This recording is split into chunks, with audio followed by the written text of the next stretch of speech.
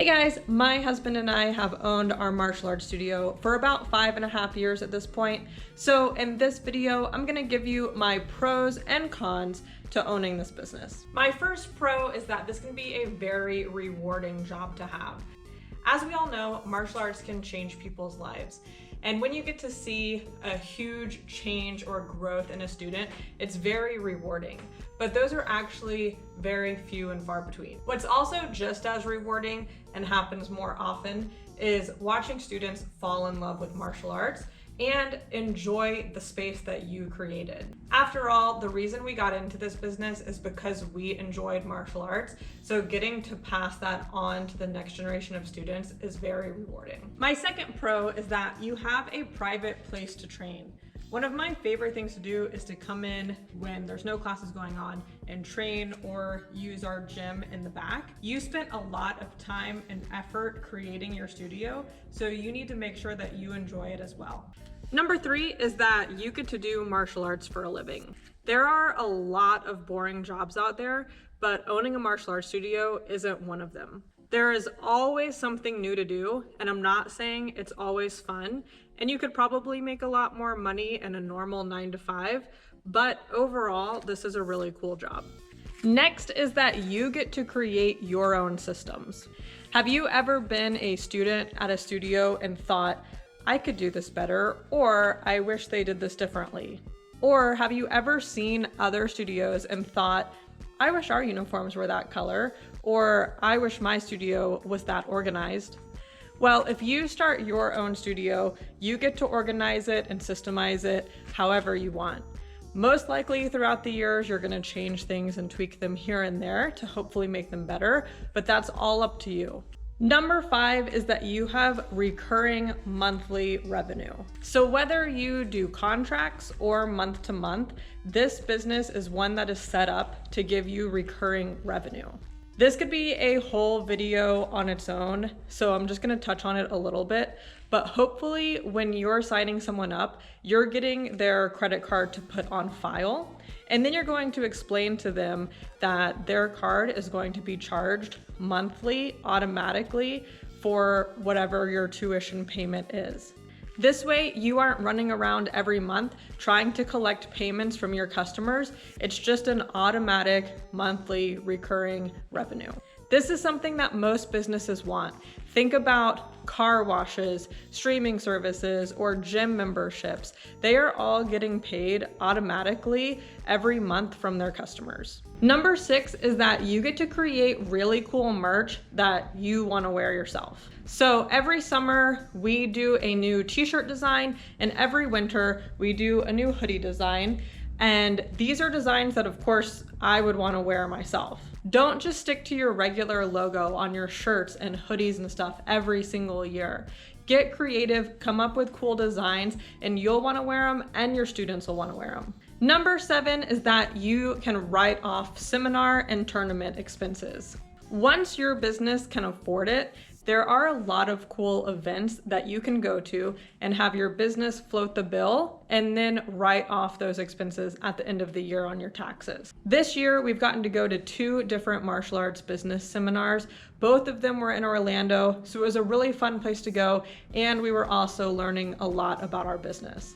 Okay, now I'm gonna move on to some cons of owning a martial arts studio. The first con is your schedule. A lot of people become entrepreneurs because they want to create their own schedule. You don't really get to do this with a martial arts studio. Most likely, your classes will need to start after people are out of school or work, and then your classes are gonna continue on until probably 8 or 9 at night. A lot of people go out to dinner with family or friends or go hang out at night, and you're gonna be in the middle of classes. I haven't eaten dinner at a regular time in a few years, so just be prepared for this schedule. The next con is staffing. This is not an easy business to hire staff for. So not only are you looking for a good martial artist, but you're also looking for somebody who can teach well, which, as a lot of us know, just because you know something doesn't mean you can teach it. They also need to be good with kids. They need to be good with parents. They need to show up on time, be able to follow your processes, and then also genuinely care about their students. So really, you're looking for a needle in a haystack here. Honestly, staffing has been the hardest part of this business so far, but you've got to figure it out unless you want to teach every single class yourself forever. This next con is what I'm going to call 2-for-1 customers. Here is what I mean by this. Unless you are an adult-only school, most likely the majority of your students are going to be kids. What this means is that you have 2 customers for every student that you have, the parents and the kid. The hard part is trying to keep both of them happy because most likely they want 2 different things.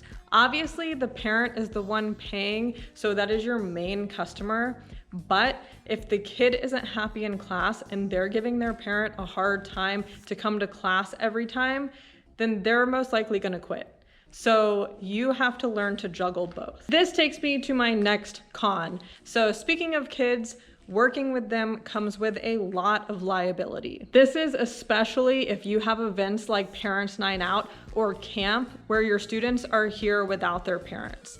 So my advice is to make sure that you have cameras throughout your studio, make sure that your staff members are background checked, and then also make sure that you have good insurance. Con number 6 is that the martial arts industry is very oversaturated. So this depends on your area, but I know that a lot of areas, including ours, are very oversaturated with martial arts studios. There are probably 8 to 10 other martial arts studios within a 5-mile radius of us. This makes it hard for us to do many things, but one in particular is to get into the local schools and partner with them, because a lot of them are already partnered with other studios in the area. So pretty much just do your research on the area that you're looking to open in and make sure that it's even worth it. My last con is that it could be very easy for this to become just a job. There's a saying that goes something like, if you love what you do, you'll never work a day in your life. But I don't think that's true. This is still a job, and there's going to be days that you don't want to be here.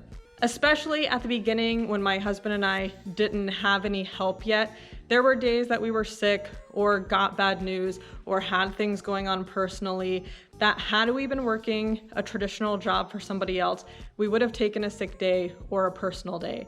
But when it's your business, you can't do that. You just have to show up and teach through whatever is going on in your life at that time. And doing that for years and years can easily burn you out and make you lose your passion for martial arts. My advice for this is to try to find some help pretty early on, even if it's just somebody who can substitute for you for a day here and there. You need some balance, and you also need to be able to take care of yourself. So these were my pros and cons after 5.5 years in this business. If you're looking to start a martial arts studio, I hope these helped.